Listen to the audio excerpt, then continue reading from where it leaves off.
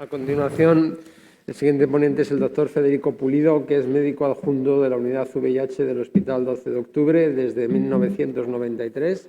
Lleva 28 años en la unidad, de VIH del Hospital 12 de Octubre, donde ha ostentado durante muchos años con el doctor Rubio el récord de mayor número de pacientes por adjunto, desde luego, en España durante muchísimos años. Desde el 98 es profesor asociado de la Facultad de Medicina de la Universidad Complutense de Madrid y en la actualidad es codirector del Grupo de Investigación VIR-Sida del Instituto de Investigación del Hospital 12 de Octubre. Los intereses del doctor Pulido son el tratamiento antirretroviral, nuevos fármacos y nuevas estrategias, simplificación del tratamiento antirretroviral, resistencia, metodología de los ensayos clínicos, tuberculosis y población inmigrante. Ha sido miembro y es miembro del panel de expertos para la elaboración de las guías del tratamiento antirretroviral de EACS y de GESIDA. Fue presidente de GESIDA del 2007 al 2029 y fue el organizador del primer congreso, como el que tenemos hoy, de GESIDA de su historia. Y ya en un aspecto un poco, porque he colaborado con él mucho tiempo, os diría que es alguien que quieres tener a tu lado para llevar a cabo los ensayos clínicos disruptivos, es alguien que se excita de verdad con los intervalos de confianza y con los valores de P, es alguien que nunca se pierde, ¿no sabes? Desde que fue Boy Scout es experto en mapas y yo he ido a Washington con él y sabía los horarios de los trenes del metro. Entonces, para alguien que es capaz de orientarse y que nunca se pierde, es fantástico que le hayamos encargado de hablar sobre tarde inicio, hacia dónde nos dirigimos, Fede. Muchas gracias, José. Eso de que te presente un amigo siempre es agradable. Vamos a hablar efectivamente de tratamiento y vamos a intentar hablar de tratamiento dando un paso más hacia dónde vamos, a hablar algo de futuro. Y yo, la verdad, bueno, estos son primero mis conflictos de interés. Estoy de acuerdo con esta frase de Linus Torvalds, que es el creador del sistema operativo Linux, de que ponernos a predecir el futuro es bastante arriesgado, sobre todo en público, porque tienes la certeza de que vas a meter la pata y quedarás mal en el futuro. Entonces, no esperéis que me ponga a hacer ciencia ficción, no voy a intentar deciros lo que va a pasar dentro de otros 40 años y otros 20, sino qué pistas tenemos de hacia dónde van las cosas. Eso sí, eso no me exime de mojarme, de dar mi opinión de alguna de las cosas que hay, pensar hacia dónde van o qué es lo que vamos a tener, aún a riesgo de que efectivamente me equivoque. Y vamos a hablar de tratamiento antirretroviral y es muy importante porque, fijaros, llevamos 40 años con esto y las cosas han cambiado mucho. El principal motor de cambio, la principal causa del cambio, la principal intervención que hemos tenido en estos 40 años y que hace que hoy estemos hablando de una situación diferente es el tratamiento antirretroviral. Y es el tratamiento antirretroviral porque cambió la historia natural de nuestros pacientes. Cuando ahora todos los artículos, las revisiones empiezan diciendo aquello de ahora la infección por VIH es una infección crónica, eso es el tratamiento antirretroviral. Y los que lo vivimos, aunque esta es una diapositiva ya muy vieja, pues es que los que vivimos este momento, año 96-97, quedamos impactados para siempre, ¿no? Con esa situación en la que los pacientes casi de un día para otro dejaron de morirse. Y eso fue, como digo, espectacular y tuvo una relevancia muy importante. Y eso se debió a que de repente dispusimos de una herramienta nueva, que era un tratamiento antirretroviral combinado, 3 fármacos, y que para diferenciarlo de lo que teníamos hasta entonces, que era insuficiente, que eran monoterapias y biterapias basadas en nucleósidos, eso es así, pues se le denominó tratamiento de alta actividad o TARGA, ¿vale? Y aquí quiero hacer un paréntesis, creo que es el lugar y el momento adecuado y me voy a salir un poquito del tema para hacer un comentario a este respecto. Y es una petición, por favor, dejad de utilizar el término targa.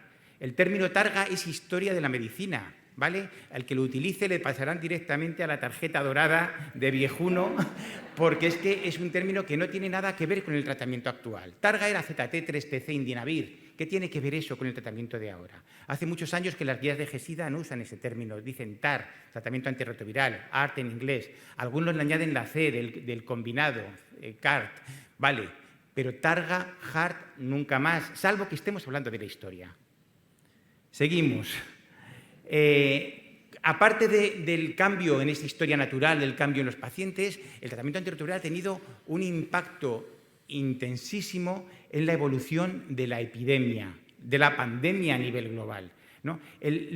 La disminución de las muertes por SIDA en el mundo, que llegaron a ser casi de 2 millones de personas cada año y que ahora están en 680.000 aproximadamente en las últimas estimaciones, esa disminución tan importante ha ido de la mano del esfuerzo de que todas las personas infectadas en el mundo se traten con tratamiento antirretroviral. Estamos muy lejos de conseguirlo. Están ahora mismo en tratamiento, la última estimación era un 73-75%, nos quedan muchas personas por tratar, pero el esfuerzo que se ha hecho ha tenido una repercusión muy importante. Repercusión que llega hasta el tema, fijaros, en estos países del sur de África, donde la esperanza de vida de la población general de estos países se ve impactada por la aparición del SIDA, la esperanza de vida baja muchísimo y solo empieza a recuperarse cuando incluimos en la ecuación algo diferente, que es el tratamiento antirretroviral. Cambia la esperanza de vida de la población de países enteros. Y por otro lado, hemos aprendido que el tratamiento antirretroviral es una estrategia de prevención, no una estrategia cualquiera, es la principal estrategia de prevención. Ahora estamos hablando mucho de PrEP. La PrEP solo tiene sentido porque somos incapaces de tratar a todas las personas infectadas. Si lo consiguiéramos, la PrEP no sería necesaria. Y es verdad que ha habido otras estrategias, pero probablemente la principal para que también el número de personas infectadas en el mundo siga disminuyendo, y vemos aquí que desde el año 97 ha bajado casi a la mitad el número de nuevas infecciones cada año, y el principal motor de este cambio es nuevamente el tratamiento antirretroviral. Así que, siendo importante el tratamiento antirretroviral, no es lo único en lo que tenemos que fijarnos. Fijaros, el famoso 90-90 ha pasado por ONU-SIDA a este esquema. A este esquema que es mucho más complejo, ha pasado al 95, pero no solo es que pasa al 95, sino que los focos de atención se han diversificado mucho. Fijaros aquí, no sé si esto no es aquí, con esto no se ve, con esto pues parece que tampoco. Pero vamos, si nos fijamos en los 3,95 de estos, son los clásicos. Personas que están infectadas y lo saben, diagnosticadas, personas que están diagnosticadas y están en tratamiento, personas que están en tratamiento y tienen carga indetectable. 95% como objetivo, pero se va más allá. Entonces, que el 95% de las mujeres embarazadas estén incluidas en sistemas de seguimiento y atención que eviten la transmisión materno-fetal, que el 95% de las mujeres tengan acceso a seguimiento de salud sexual y reproductiva, que el 95% de las personas en riesgo tengan acceso a estrategias de prevención combinada, que más del 90% de las personas infectadas o con riesgo de estarlo estén incluidas en sistemas sanitarios de seguimiento centrados en la persona y objetivos de disminución, de erradicación de los problemas de inequidad, de violencia de género, de estigma o de políticas punitivas contra personas VIH. Es decir, es todo esto mucho más complejo. Y está claro que para conseguir ese objetivo ideal de control en todos los aspectos de la epidemia, el tratamiento sigue siendo muy importante. Está en el núcleo duro de estas recomendaciones. Es necesario, pero no es suficiente. Así que al tratamiento lo que tenemos que pedirle es lo que el tratamiento puede ofrecer. No le pidamos cosas que van más allá. Entonces, el tratamiento es una herramienta fundamental, la más importante, pero tiene su papel. ¿Vale? Así que recordemos, el tratamiento antirretroviral es antiviral. O sea, no le podemos pedir peras al olmo, es antiviral. ¿Y qué es lo que hace un antiviral? Pues controla la replicación viral. Y ese control de la replicación viral tiene derivadas, tiene consecuencias muy importantes. La recuperación inmunológica, la disminución de la inflamación, la disminución de las comorbilidades. Pero, ojo, va mediado por su efecto antiviral. El tratamiento antirretroviral no sube los CD4. Por eso, cuando un paciente, a pesar de un buen control inmunológico, los CD4 no suben, que es un paciente discordante, por mucho que le cambiemos el tratamiento antirretroviral, y lo hemos intentado, las cosas no cambian. Hay otros motivos. Entonces, salvo que en algún momento tengamos un tratamiento antirretroviral que por otro mecanismo sea capaz de subir los CD4, a día de hoy no existe ninguno que lo haga y alguno que se pensaba que podía hacerlo fracasó estrepitosamente, recordad el caso de Maraviroc. Pues salvo que tengamos eso, no nos empeñemos en aplicar la causa-efecto de tratamiento y reparación inmunológica. Algo parecido pasa con la inflamación. O sea, la replicación viral genera inflamación. El hecho de controlar la replicación viral disminuye la inflamación, pero aunque controlemos la replicación viral al máximo, los pacientes van a seguir teniendo inflamación y es malo que la tengan y habrá que controlarla, ¿vale? Pero es que hay otras muchas causas de inflamación que no es la replicación viral. Así que por mucho que nos empeñemos en cambiar el tratamiento antirretroviral cuando hay un buen control virológico, no conseguiremos, hay que buscar otras estrategias para controlar la inflamación. Lo mismo pasa con las comorbilidades. Pero si el tratamiento antirretroviral hace cosas buenas, fundamentalmente por su efecto antiviral, lo que sí es que puede hacer cosas directamente malas y perjudiciales.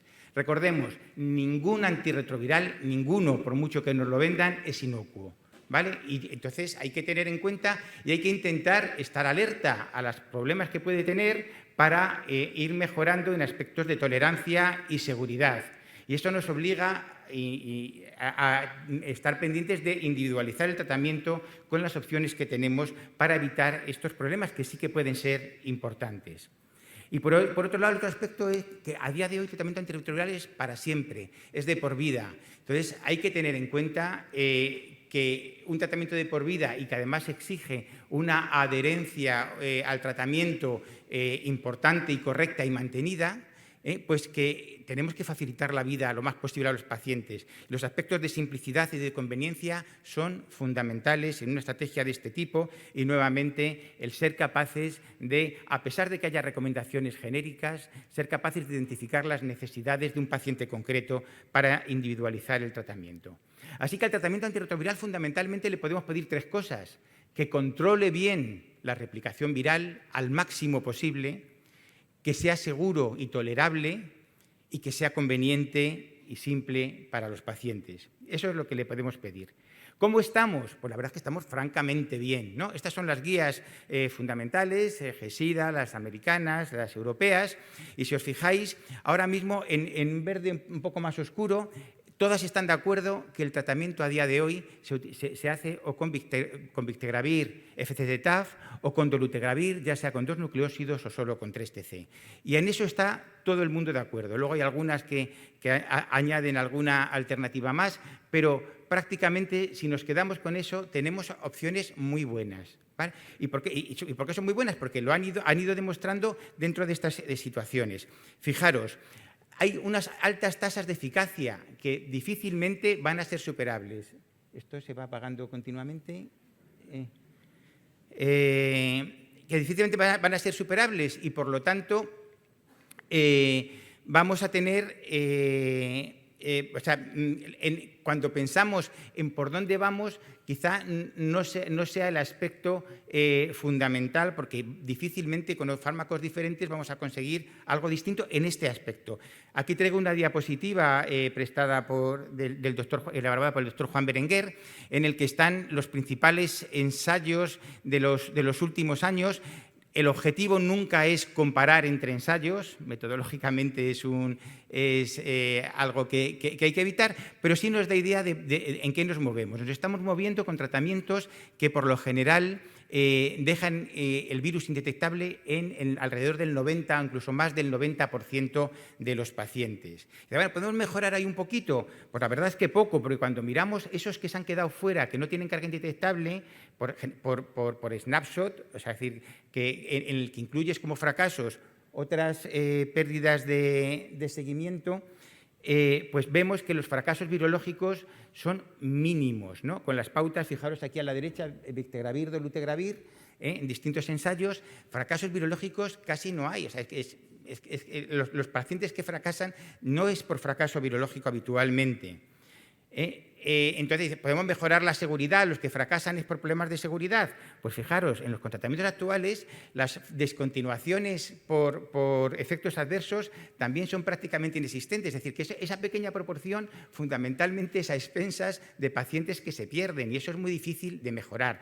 Otra cosa, estos son los efectos adversos que hacen que se descontinúe. Hay que mirar en tratamientos de por vida efectos adversos que, aunque el paciente los tolere, estén interfiriendo en su vida. Pero vamos, globalmente tenemos tratamientos francamente buenos en esos aspectos. Y en conveniencia, ¿de qué vamos a hablar? Si tenemos pautas en una sola pastilla, fijaros, al menos 3 de estas pautas, o sea, las principales pautas recomendadas ahora mismo están en una sola pastilla y tenemos también algunas pautas alternativas y otras en una sola pastilla. Es decir, hemos llegado a grados de eficacia elevadísimos, a grados de tolerancia muy elevados y a grados de simplicidad muy elevados. Así que mejorar es francamente difícil.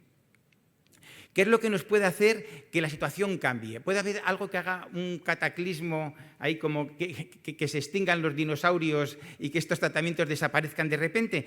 Pudiera haber situaciones, y una de esas situaciones es que se incrementara mucho la tasa de resistencia de estos fármacos de primera línea. Nos pasó ya con los no nucleósidos, ¿vale? Pero, y aquí poniendo datos de la presentación que hicieron ayer de Coris y cedidos por Fede García, vemos que justamente las pautas recomendadas son pautas con resistencia primaria muy baja. Y si vemos la tendencia es que además no va a subir. Fijaros, esta curva tiene una interpretación muy fácil y es que los inhibidores de integrasa con relación a las resistencias son una familia muy heterogénea y muy diferente. No tienen nada que ver la primera fase, el raltegravir y el bictegravir, que sí seleccionaban mutaciones de resistencia en caso de fracaso, que los de segunda generación, bictegravir y dolutegravir, que no la tienen. Desde que estamos usando estos fármacos, la tendencia no es a subir, sino prácticamente es a que haya menos resistencia, como vimos en su día con los inhibidores de proteasa. Así que es muy poco probable que este cataclismo sea lo que nos haga cambiar las pautas de inicio.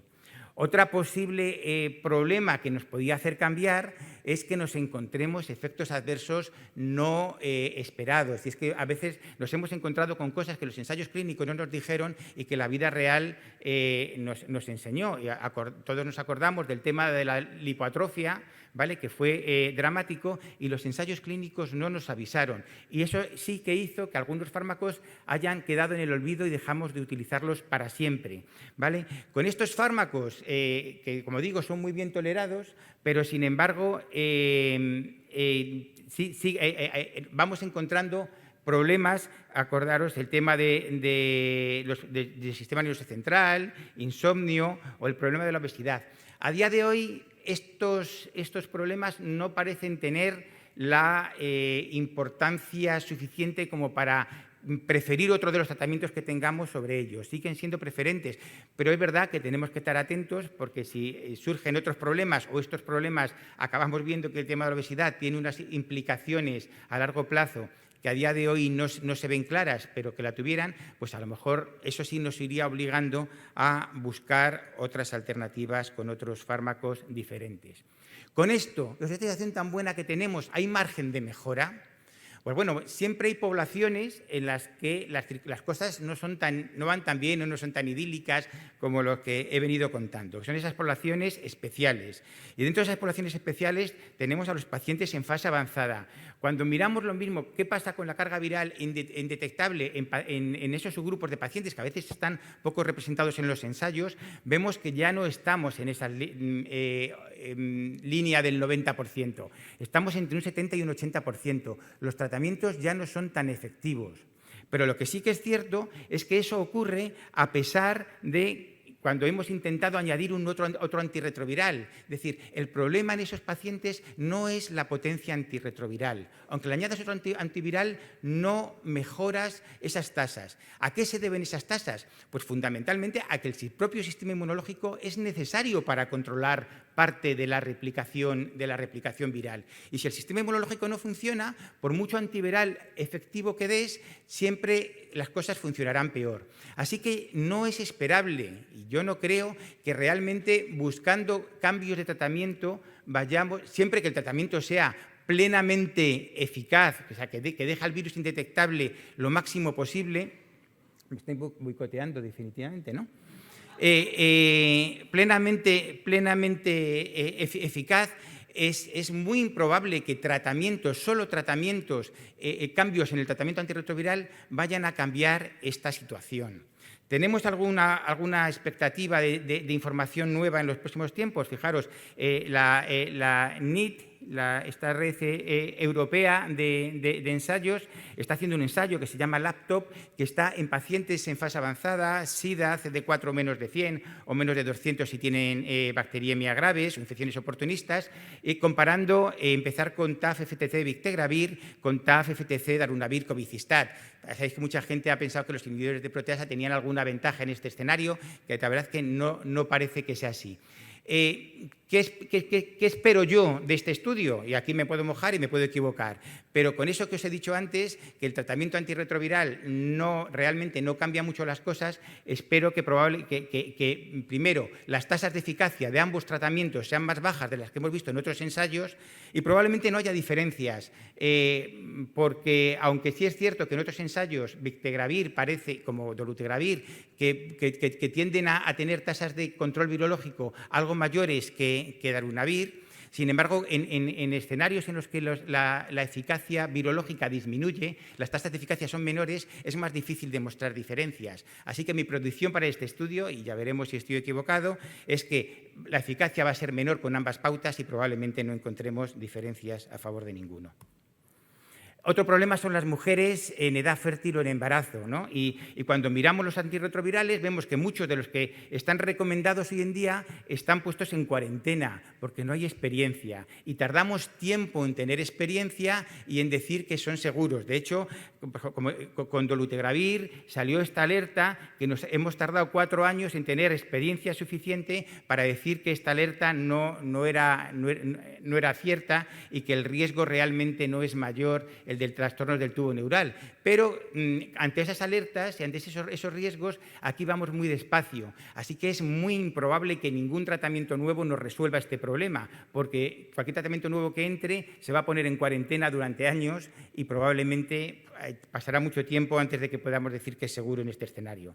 Y de la tuberculosis, que habló ayer José Aniribarren, mientras esté la rifampicina, vamos a tener problemas. También es muy difícil que tratamientos nuevos no se vean afectados por este problema. Eso sí, estamos usando Efavirenz, que ya no lo recomendamos porque es el único que ahora mismo hay experiencia que, aunque sí se ve afectado, es relativamente menor.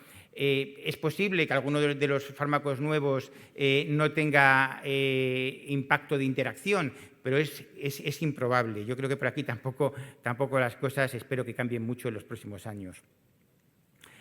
Y afuera de estos escenarios hay margen de mejora en general. Pues habría margen de mejora si conseguimos mejorar la tolerancia, aunque digo que ahora mismo la tolerancia es bastante buena, es decir, cualquier cosa que diga, pues no incremento el peso, no tengo ese problema de sistema nervioso central, tiene que asegurar que no añade otras cosas, porque a la mínima que añada ya el equilibrio se romperá.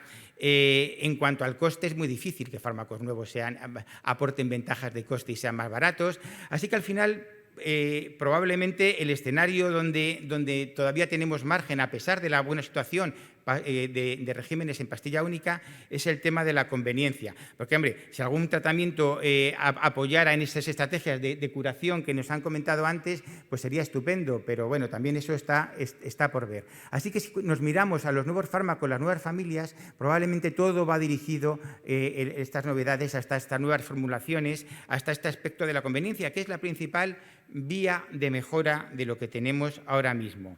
Pero recordemos, cualquier cosa que llegue nueva va a tener que demostrar que la eficacia es no inferior a las pautas basadas en inhibidores de integrasa de segunda generación. Si no demuestra eso, no lo vamos a comprar.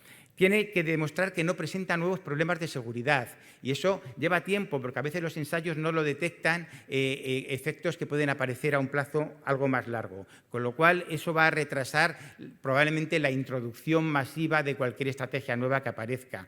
Tienen que demostrar que la conveniencia es igual o mayor que la que ofrecen los TAR actuales y eso, como digo, no es fácil, pero quizá algunas estrategias de long-acting lo pueden intentar al menos.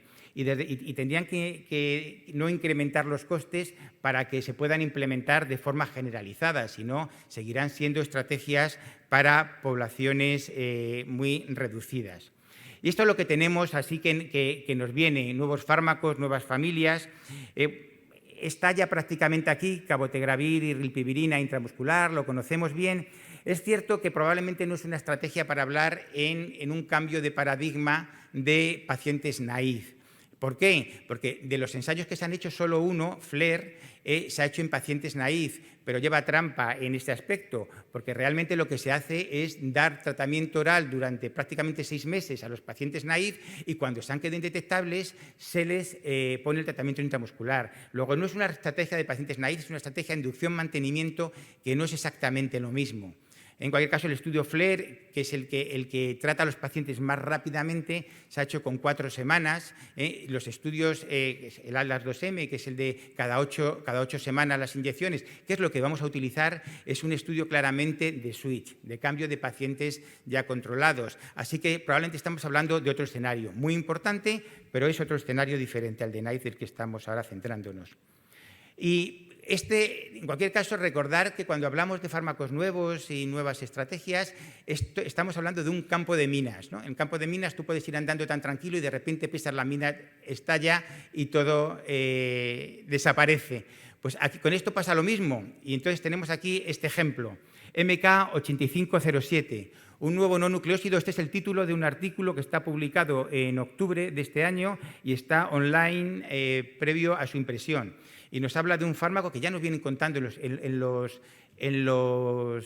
congresos últimamente, un nuevo no nucleósido que suprime una dosis, suprime durante una semana el VIH, luego ya hablamos del Lonactin, muy potente, activo frente a virus resistentes a otros no nucleósidos, estupendo. Eso ha hecho que se haga un ensayo clínico, el IMAGINE-DR, que es un estudio con islatravir, hablaremos ahora de él, con esto, dados orales una vez a la semana, prometedor absolutamente donde los haya esta pauta de tratamiento, hasta que hace unos días sale una nota de prensa que nos dice que los pacientes en este estudio, los CD4 le disminuyen. Ya digo, los tratamientos antirretrovirales a veces su problema no es lo que hacen para bien, no es el control, sino lo que pueden hacer para mal.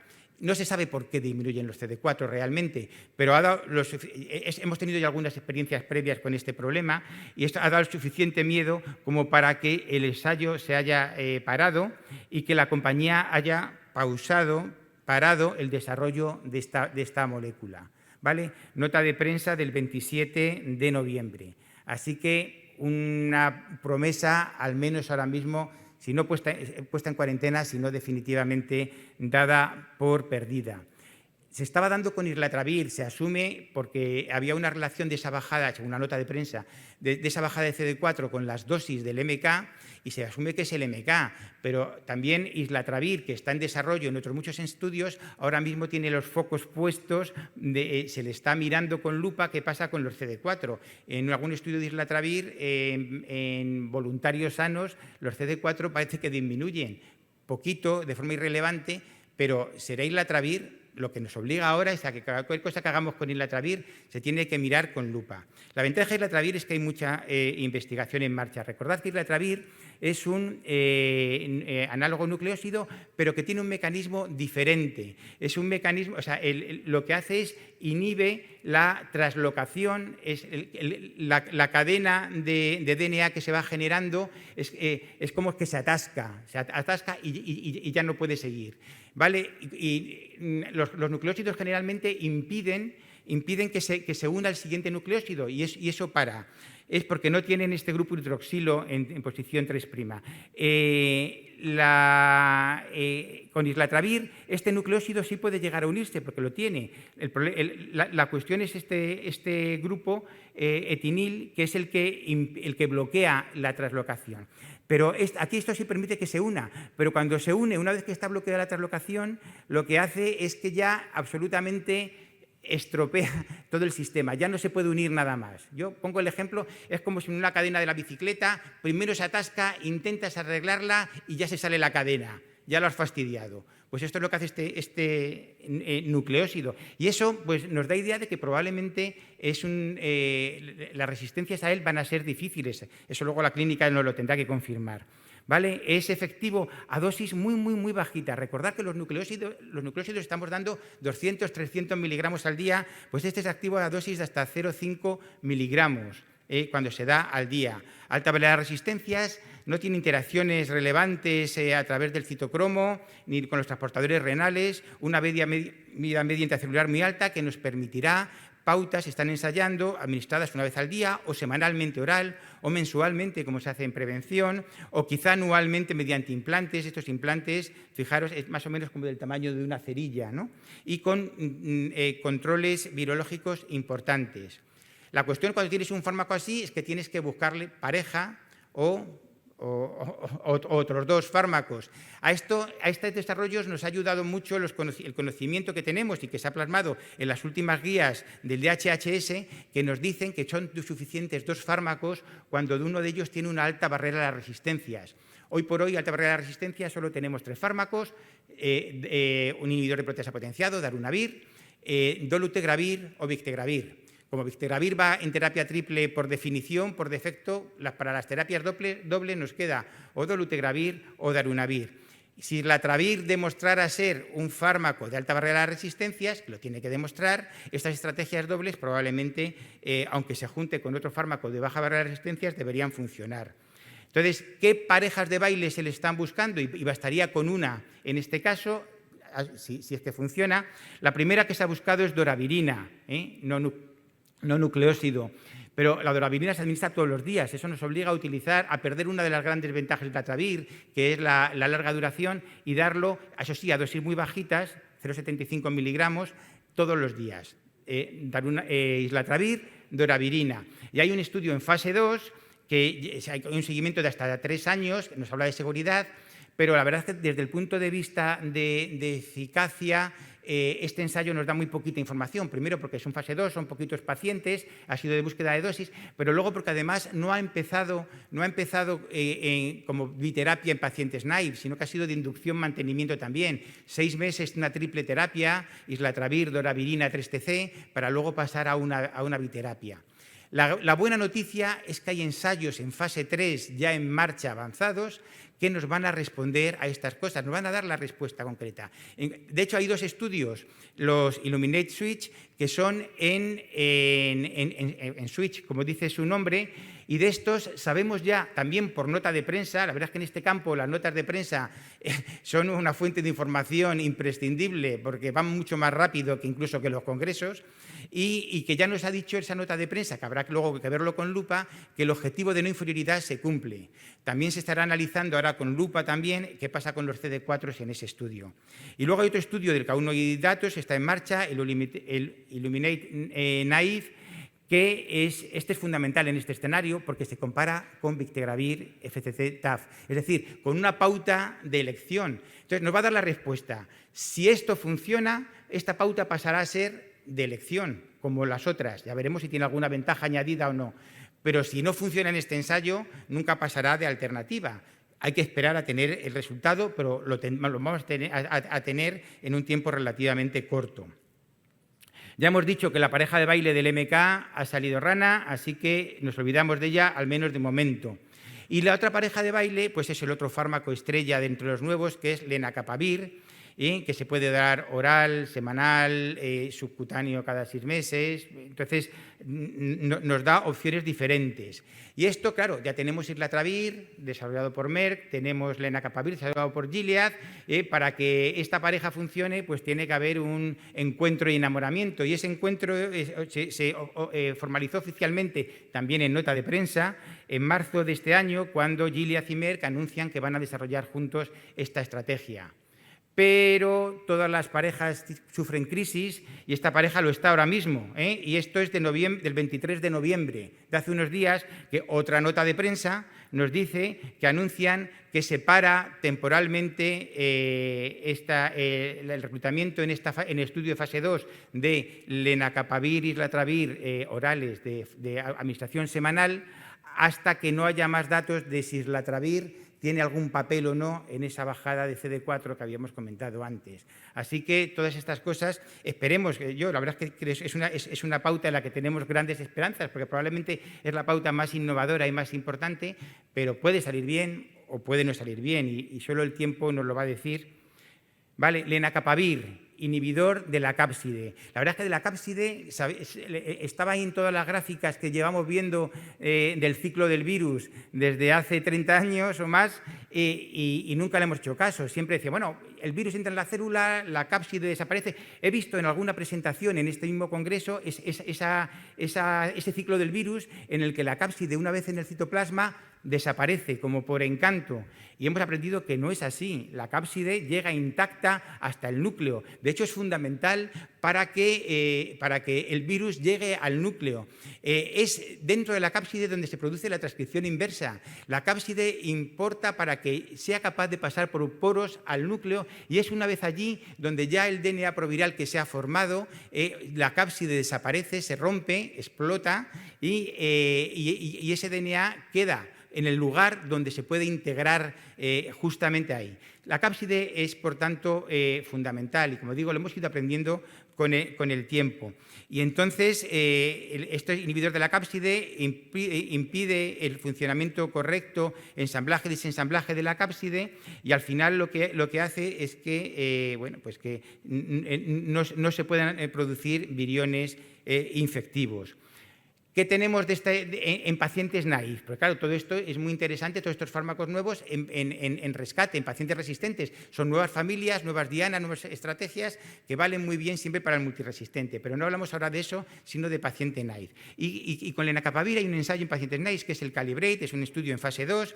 Nos han dado recientemente en el IAS este verano datos de las primeras 28 semanas, donde veis lenacapavir aquí, en estas 26 semanas, se da subcutáneo cada 6 meses, como son datos de 28 semanas, solo una única inyección combinado con TAF-FTC, luego se le dejará solo con TAF, pero de momento con TAF-FTC esta rama es idéntica en este momento, luego se le dejará solo con Victegravir, será también otra doble terapia, y en este caso se da oral a diario también con TAF-FTC, y se compara nuevamente con Biktarvy.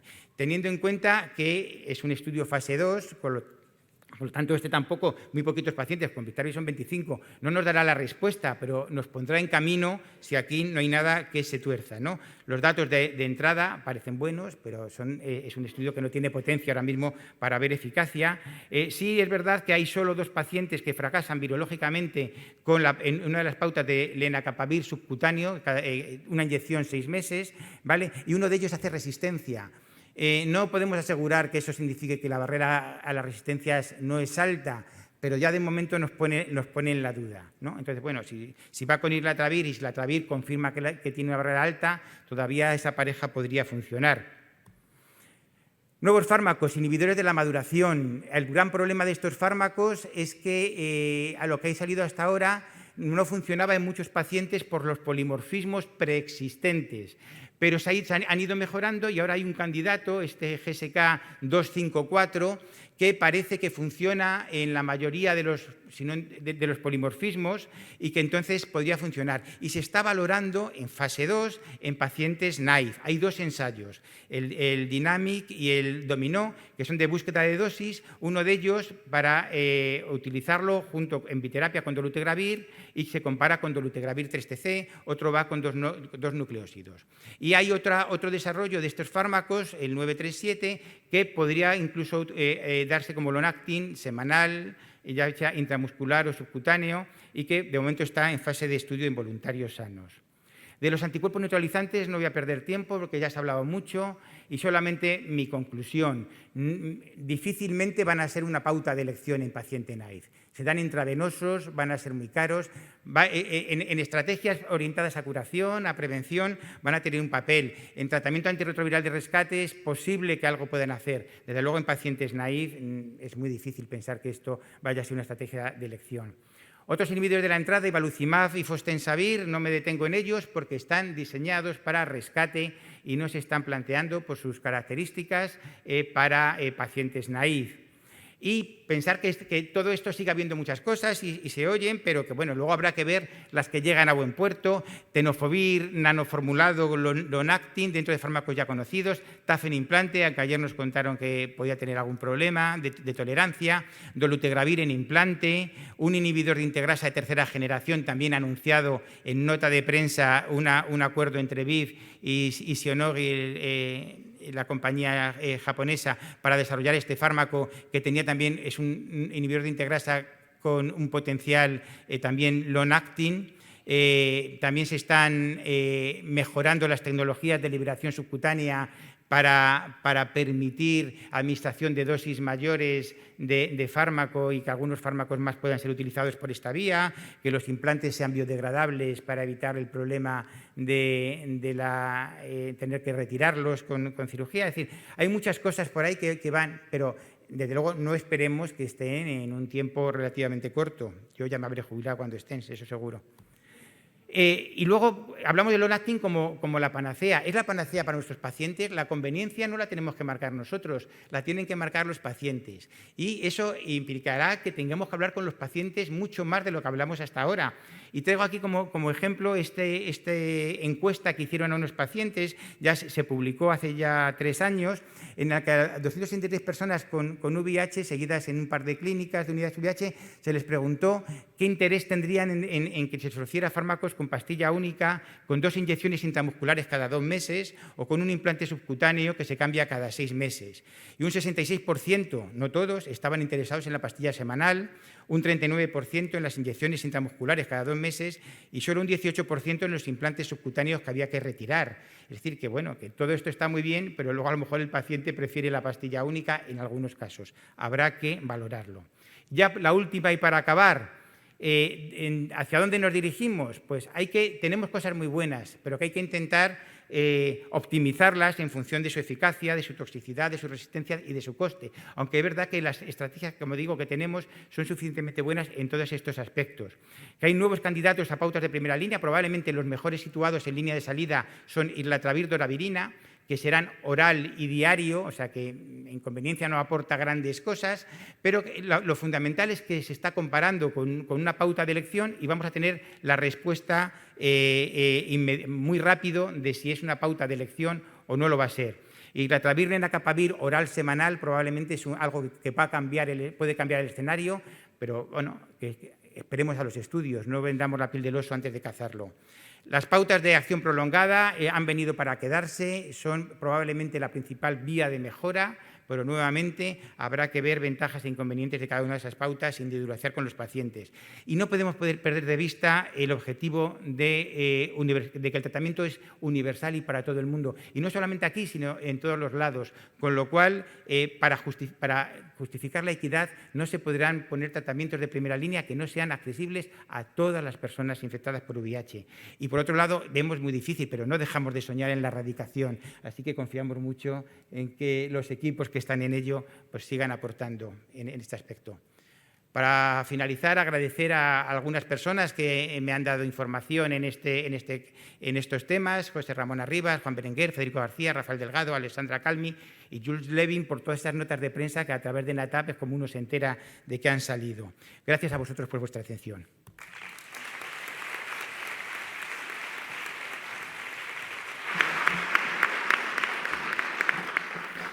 Bueno, pues felicidades a Fede y a Javier, que yo creo que han hecho presentaciones brillantes. Se han hecho un gran esfuerzo de simplificar, que era un tema muy amplio, y de creatividad, pero nos hemos quedado sin tiempo para hacer preguntas, así que les trasladamos al café y damos por clausurada esta primera sesión, si os parece. Muchas gracias.